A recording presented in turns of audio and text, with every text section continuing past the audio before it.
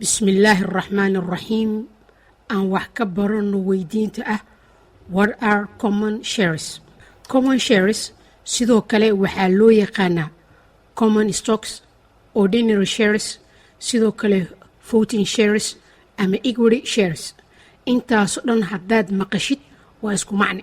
Haddaan u soo laabanno inaan erey bixinno common shares, waa saami caddaynaya lahaanshiyaha qayb ka tirsan shirkadda.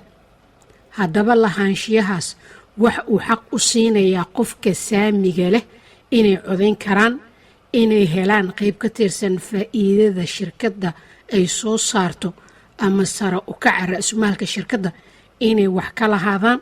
Balse haddii ay dhacdo in shirkadda ay musallafto ama la beeciyo, waxa ay noqonayaan dadka u dambeeya ee helaya lacagtooda. Midaas ayaa loo yaqaanaa residual claim. Sidoo kale waxa ay leeyihiin inay u codayn karaan marka la dooranayo golaha sare ee maamulka shirkadda ee loo yaqaano Board of Directors.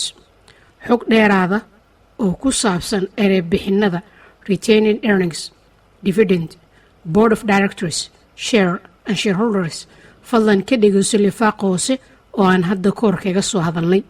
Mahadsanidin. waa inuu mar kale haddii Rabbi idmo.